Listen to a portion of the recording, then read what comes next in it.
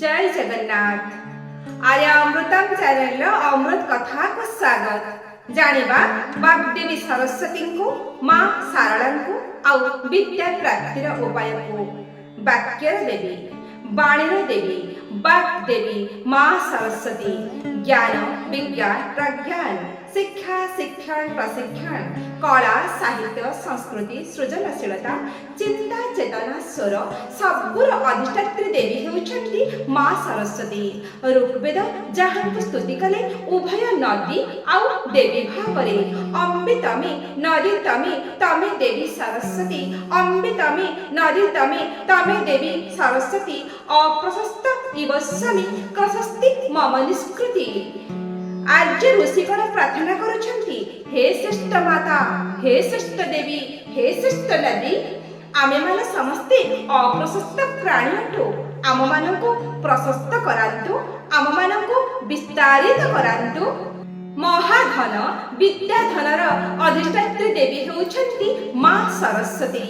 तांकर कृपा लाभ हेले मुख बाचाल हेथाय पंगु गिरिलंघी पारे। महामूर्ख कालिदास महापंडित हुअंती आउ प्रथम दर्शन रे माँ को स्तुति करबाकु लागंती कज्जल पुरित लोचन धारे तनजीव सहित मुकुताहारे वीणा पुस्तक रंजित हस्ते भगवती भारती देवी नमस्ते। अइले माँ सरस्वती निर्मल बन्ने रत्न विभूषित कुंडल कर्णे गलारे गजमती मुकुताहार दियो माँ सरस्वती विद्या भंडार सरस्वती महामाई विजय कमल लोचनी मम कंठे साहमात वाक्य देवी नमस्तुते। सही वाक्यर देवी माँ भगवती आद्या शक्ति जहाँ को स्वयं ब्रह्मा विष्णु महेश्वर मध्य स्तुति करिथांती। जा ब्रह्मचित शंकर प्रभृति देवी सदा वंदिता सा मां पातु सरस्वती भगवती निशेष जड्याह। समस्त जड़ता रूपक अज्ञान अंधकार मध्यरु जे ज्ञानर प्रज्वलित आलोक आड़को आमको बाट पठे नियंती से होछंती माँ सरस्वती। सेथिपाई महामुनि याज्ञवल्क जेतेबेले गुरुक अभिशाप हराई बसंती निजर अधिकृत विद्या सेतेबेले से दुखरे अधीर होई कांदी कांदी सूर्य देवं को बारंबार प्रार्थना करंती निजर अधिकृत विद्या फेरी पाइबा पाई। सूर्य देव प्रसन्न होई दर्शन तो दियंती किंतु परामर्श दियंती भक्ति भावरे वाग्देवी माँ सरस्वती को स्तुति करबा पाई। शुद्ध पूत होई नम्र भावरे महर्षि याज्ञवल्क स्तुति करंती माँ सरस्वती को। हे जगतर माता गुरुंक अभिशाप मु मोर अधिकृत विद्या हराई बसिछि मते मो श्रुति शक्ति फेरई दियंतु मते विद्या दियंतु मते ज्ञान दियंतु मते यशस्वित करंतु मते कविता रचना करिवार शक्ति दियंतु शिष्य को बुझाइवार शक्ति दियंतु। हे माता तुमे हेउछ बुद्धि शक्ति तुमे हेउछ श्रुति शक्ति तुमे हेउछ ज्ञान शक्ति। हे माता आकुल भाव रे मो आपण को बारंबार नमन करूछि मोर जड़ता को जाली पड़ी पामस कर दियंतु मोर बुद्धि को उज्जवल और प्रशस्त करांतु। बुद्धि देहि जसो देहि कवित्वं देहि मे देहि मूढ़तं हर मे देहि त्राहि मां शरणागतम।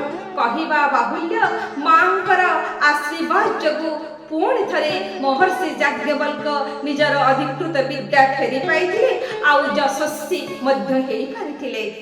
ए संसार रे जहा श्रेष्ठ सुंदर उत्कर्ष भावना से सबुर प्रतीक हेउछंती माँ सरस्वती। माँ सरस्वती शुक्ल वर्ण श्वेत वस्त्र परिहिता देहरे कोटिए चंद्रर लावण्य सम श्वेत कांति श्वेत हंस उपरे आरोहा श्वेत पद्मासना भावरे तांकर मूर्ति कल्पना करा जायछि। श्वेत पद्मर अर्थ हेउछि परम ज्ञान धड़ा शाढ़ी शुद्ध ज्ञान सात्विकतार साक्षात प्रतीक। हस्तरे धारण करिछंती जपमाला वा अक्षमाला जहा ध्यानर प्रतीक। जपतो नास्ति पातकम जपमाला धीरे धीरे मन को एकाग्रतारे भरि दिए आउ आत्मज्ञान उदय हुए। हस्तरे धारण करिछंती पुस्तक जहाँ ज्ञानर प्रतीक।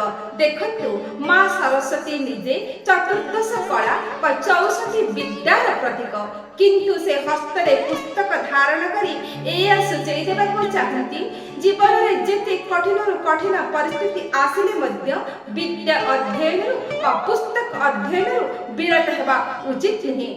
कच्छपी नामक वीणा को धारण करी अन्य नाम वीणा पाणी। वीणा हेउची मृत संजीवनी भाव अनुभव सहित वीणार मधुर मूर्छनारे मनीष आत्मविभोर हो जाए सब दुख शोक यंत्रणा भूली जाए। हंस वाहिनी सरस्वती हंस हेउची विवेक प्रतीक क्षीर नीर मिश्रण नीर को अलग करदेबार शक्ति रखि थाए केवल हंस अर्थात ए संसार में भल मंद सब मिशी रही। माँ सरस्वती को प्रार्थना करने द्वारा मनुष्यर हृदय रे विवेक व आत्म चैतन्य जागृत हुए जहा द्वारा से निजर अज्ञान अहंकार स्वार्थपरता को भूली जाए विवेक युक्त हुए उत्तम ज्ञान को प्राप्त हुए। एकाधारे माँ सरस्वती हेउछंती ज्योतिर्मयी ज्ञानमयी मनमयी। आसंतु जानिबा माँ सारला को पुराण अनुसारे सती निज स्वामींकर अपमान सही न पारे दक्षंकर यज्ञ कुंडरे निजर प्राण को विसर्जन करिछंती। भगवान शंकर एक कथा जानिबा परे सतींकर सही अर्धदग्ध शरीर को धरी तांडव नृत्य करिछंती एवं पृथ्वी भ्रमण करिबार लागिछंती। भगवान शंकर स्वाभाविक अवस्था को फेरे आनिबा पाई स्वयं विष्णु निजर सुदर्शन चक्र प्रयोग करी सतींक शरीर को 51 खंडरे विभक्त करिछंती एवं पृथ्वी पृष्ठ को निक्षेप करिछंती। पृथ्वी पृष्ठ रे जेउ स्थान रे सतींकर सही अंश सब पड़िछि सेठी गढ़ी उठिछि गोटिए गोटिए शक्ति क्षेत्र। सही न्याय रे सतींकर जिह्वा पड़िथिबा स्थान हेउछि जगतसिंहपुर जिल्लार झंगड़ ग्राम जहा वाणी क्षेत्र भाव रे प्रसिद्ध जहा वाग्देवी माँ सरस्वती को समर्पित। एठारे आराध्या देवी हेउछंती माँ सारला जहांकर करुणार प्रणत तले साधारण कृषकटीए महाज्ञानी होई पारे। विराट ग्रंथ महाभारत रचना करी ओडिया साहित्यर आदि कवि शूद्रमुनि सारला दास बोलाई पारती। आम उत्कलर झंगड़ ग्राम देवी सरस्वतींकर आविर्भाव करे पुराण कहते कृपाजल नामक जड़े महर्षि देवी सरस्वती को कन्या रूपे प्राप्त हेबार आशा रखी कठोर तपस्या करथिले। तांको तपस्या रे देवी संतुष्ट हेई तांको दर्शन देथिले एवं जेतेबेले सेठारु अंतर्धान हेई जाउछंती सेतेबेले प्रस्तर उपरे सरमूलरे गोटिए महिषा मर्दिनी चित्र आंकी दे जाइथिले। समय क्रमे सही चित्रपट शिला माटी तले पोती ही जाइथिला। जेतेबेले तृतीय जुगरे भगवान परशुराम अवतार भावरे पृथ्वी परिक्रमा करुथिले सही समय रे सेही दिव्य स्थान आ दिव्य मूर्तिंकर संधान पाइथिले। किंवदंती अनुसारे परशुराम भ्रमण करुथिबा समय रे जेउ स्थान रे से तांकर परश को रखि देउथिले से स्थानर माटी दबी जाउथिला किंतु माँ पाताळे होइथिबा स्थान उपरे जेतेबेले से तांकर परश को रखंती से स्थान दबे नहीं। सही समय रे सही स्थानर महिमा संपर्क रे तांको जଣା पड़े एवं सही स्थान को सर मूल रे फोड़ी प्रस्तर विग्रह को से उद्धार करंती। सही विग्रह देवी सारला भैरवी भाव रे परशुराम को दर्शन दियंती। सर मूल रे तांको प्राप्त होइथिबारु तांकर नाम किए सारला। सही सारला महिषासुर मर्दिनी हेले मध्य वाग्देवी भाव रे पूजिता।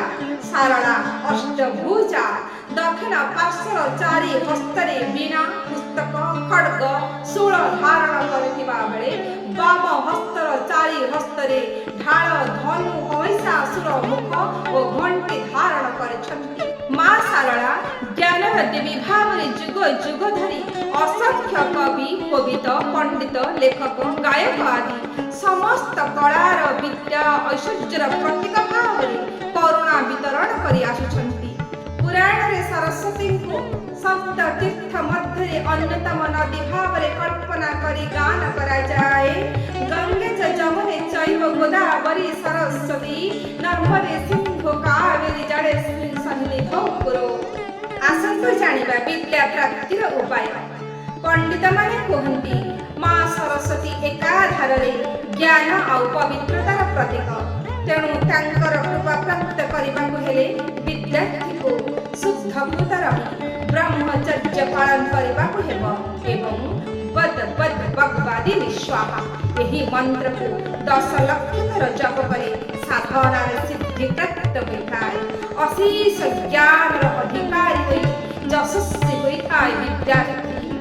ମା ସରସ୍ୱତୀଙ୍କର ପ୍ରିୟ ହେଉଛି ଧଳା ଏବଂ ହଳଦିଆ ରଙ୍ଗ। ଆପଣ ଧଳା ଏବଂ ହଳଦିଆ ରଙ୍ଗର ଭୋଗ ପୁଷ୍ପ ମା ସରସ୍ୱତୀଙ୍କୁ ଅର୍ପଣ କରନ୍ତୁ। ମା ସରସ୍ୱତୀଙ୍କୁ ଧଳା ଚନ୍ଦନ ଅର୍ପଣ କରନ୍ତୁ। ଗରିବ ପିଲାଙ୍କୁ କିଛି ପାଠ୍ୟ ପୁସ୍ତକ ଦାନ କରନ୍ତୁ। ନିଜ ଘରର ପଢ଼ା ଟେବୁଲ ପାଖରେ ମା ସରସ୍ୱତୀଙ୍କର ଫଟୋଟିଏ ରଖି ତାଙ୍କୁ ଧ୍ୟାନ କରି ପାଠ ପଢ଼ାରେ ବସନ୍ତୁ। ମା ସରସ୍ୱତୀଙ୍କ କୃପାରୁ ଏକାଧାରରେ ଧନ ଐଶ୍ୱର୍ଯ୍ୟ ବିଦ୍ୟା ଯଶ ଖ୍ୟାତି ସବୁ କିଛି ପ୍ରାପ୍ତ ହେବ।